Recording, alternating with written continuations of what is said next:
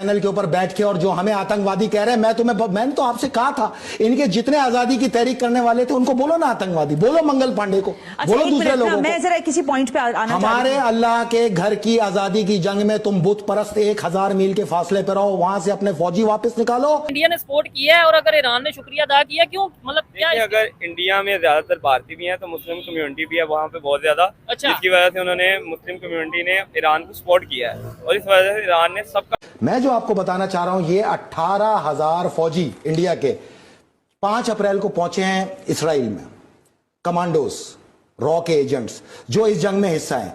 8,000 को तैनात किया गया हैफा पोर्ट पे, 10,000 लेबनान और इसराइल बॉर्डर के ऊपर मौजूद हैं, जबकि 3,000 को ये डिप्लॉय कर रहे हैं रफा क्रॉसिंग के ऊपर।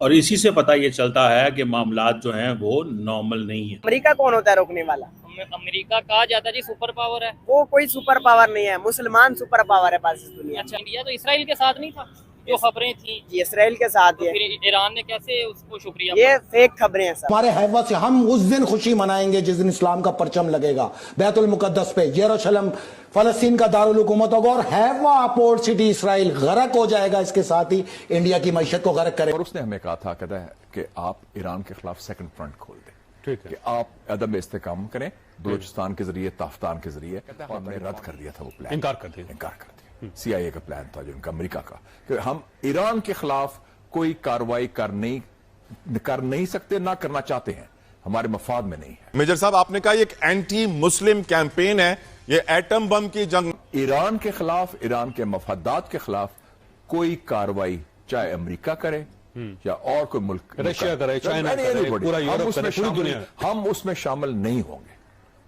उसमें अलहदा होंगे।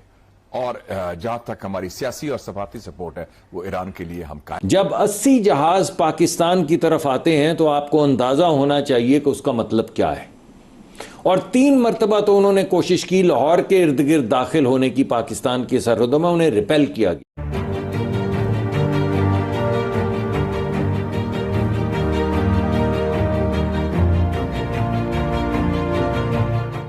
नमस्कार दोस्तों, जय हिंद। निक न्यूज़ भारत की रिएक्शन वीडियो में आप सभी का स्वागत है। तो दोस्तों, आपने देखा शुरुआत की वीडियो में किस तरह से पाकिस्तानी बहुत ही ज़्यादा चिढ़े हुए हैं, किस तरह से भारत के खिलाफ जहर उगल रहे हैं। वैसे तो पाकिस्तानी हमेशा से भारत के खिलाफ जहर ही उगलते हैं, लेकिन दोस्तों अब इजराइल को सपोर्ट करते देखकर दोस्तों बहुत ही ज़्यादा चिढ़े हुए हैं। दोस्तों, इजराइल और ईरान की जंग में भारत ने सिर्फ इजराइल का साथ दिया है, जिसे देखकर पाकिस्तानी बहुत ही ज़्यादा सत्ते में हैं और भारत ने अपने बहुत सारे सैनिक इजराइल भेज दिए हैं, जिसे देखकर पाकिस्तानी बहुत ही ज़्यादा चिढ़े हुए हैं और भारत के बारे में भला बुरा बोल रहे हैं। भारत से इतने सारे सैनिक इजराइल जाते देखकर पाकिस्तानी बौखला गए हैं दोस्तों। और हद तो जब हो गई जब ईरान ने भारत को धन्यवाद कहा और पाकिस्तानियों के पैरों तले ज़मीन हट गई। ईरान के धन्यवाद कहते ही भारत को दोस्तों पाकिस्तानी रोने लगे हैं अपनी मेन स्ट्रीम मीडिया पर और चीख रहे हैं, चिल्ला रहे हैं। तो इसी टॉपिक पर चलते हैं आगे की वीडियो की तरफ। धन्यवाद। पर आई है कि ईरान ने इंडिया का शुक्रिया अदा किया है जंग में साथ देने का, जबकि पाकिस्तान में तो ये खबर शुरू से चलती आ रही थी कि इंडिया इसराइल के साथ खड़ा है ईरान इसराइल की जंग में। लेकिन अब ये जो ईरान की एम्बेसी, जो इंडियन एम्बेसी है, वहां पे ये शुक्रिया अदा किया गया और बाकायदा किया गया कि जे इंडिया जे ईरान। इसके ऊपर पाकिस्तानी पब्लिक से बात करेंगे कि हमें तो ये था कि इंडिया इसराइल के साथ खड़ा है और खबरें ये भी आ रही थी कि इंडियन मिसाइल इसराइल यूज कर रहा है ईरान के अगेंस्ट। लेकिन अब ऐसा क्या वजह बनी कि ईरान को इंडिया का शुक्रिया अदा करना पड़ा? दुनिया के मुख्तलिफ कंट्रीज का भी शुक्रिया अदा किया, पाकिस्तान का कैसे शुक्रिया अदा किया? इन सब चीजों के ऊपर पाकिस्तानी पब्लिक से बात करेंगे और जो मेरे पर्सनल ओपिनियन है वो भी मैं आपको साथ साथ बताऊंगा। तो आइए चलते हैं वीडियो की तरफ। अस्सलाम वालेकुम। वालेकुम। आपका नाम? मेरा नाम बाबू खान है। क्या करते हैं सर? मेरा वकालत का काम है। जबरदस्त हो गया, ठीक है। मुझे सबसे पहले तो एजुकेटेड है, मतलब अच्छा लगेगा बात करके। सबसे पहले ये बता दें कि ईरान इसराइल और अमेरिका की जंग में कौन जीता कौन हारा?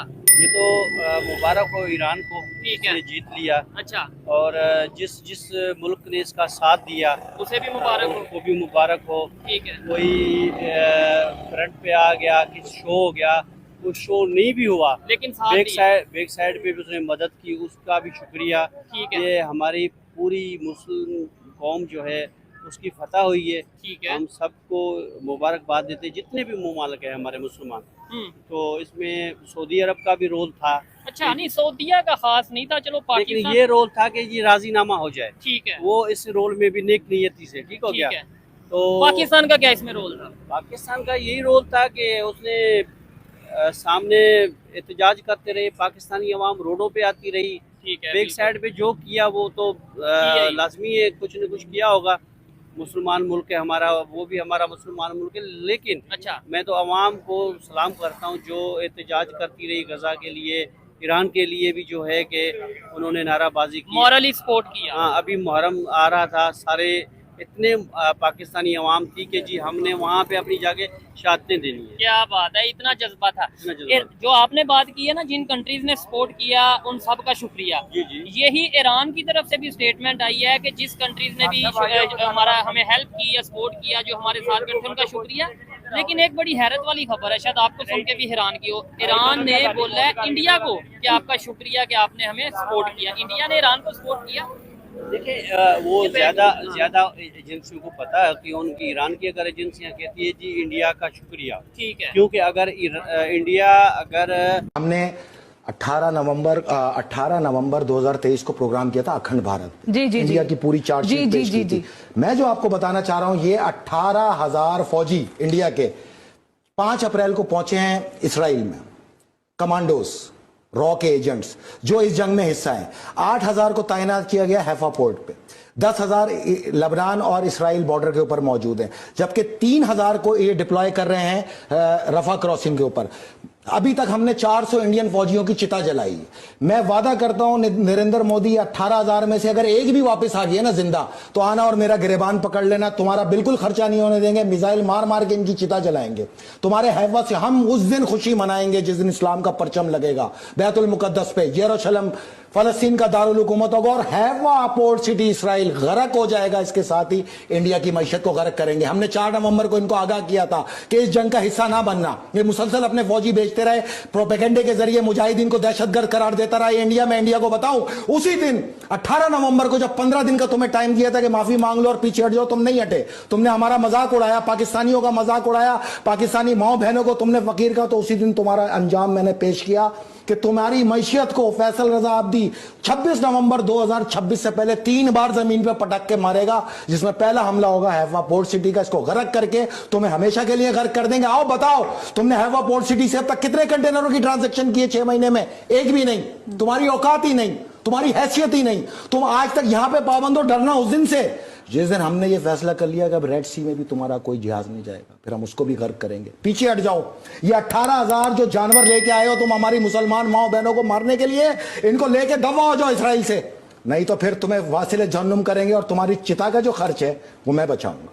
इनके सरों पे मारेंगे मिसाइल इंशाल्लाह, जहन्नुम वासिल करेंगे इनको। आप जो बात करते हैं ना ये इंडिया ये के लेना, हवाले ये से, मैं थोड़ी कह रहा हूँ, ये रिपोर्ट है। मैं आप ठीक है, मैं आपसे ये अर्ज करना चाहती हूँ कि 900 इंडिया की उस वक्त थे बॉर्डर पे जी, इसराइल और लेबनान के।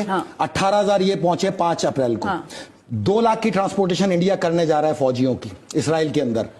आप ये कह रहे हैं कि पूरी प्रोपेगेंडा वॉर के साथ साथ जमीनी वॉर में भी इंडिया बराह रास्त डे फर्स्ट से, और ये हमने डिस्क्लोज किया था आपके सामने। ठीक है, लेकिन अब ये जो वहां बैठ के लपकुशाइयां कर रहे हैं इंडियंस अपने चैनल के ऊपर बैठ के, और जो हमें आतंकवादी कह रहे हैं, मैंने तो आपसे कहा था इनके जितने आजादी की तहरीक करने वाले थे उनको बोलो ना आतंकवादी, बोलो मंगल पांडे को, बोलो दूसरे लोगों को। मैं जरा किसी पॉइंट पे आना हमारे अल्लाह के घर की आजादी की जंग में तुम बुत परस्त 1000 मील के फासले पर रहो, वहां से अपने फौजी वापस निकालो, नहीं तो ये जंग तुम्हारी दहलीज में मैं खुद लेके आऊं। ऐसी ही लेटेस्ट वीडियो देखने के लिए निक न्यूज भारत को सब्सक्राइब करें, लाइक और शेयर करना ना भूलें।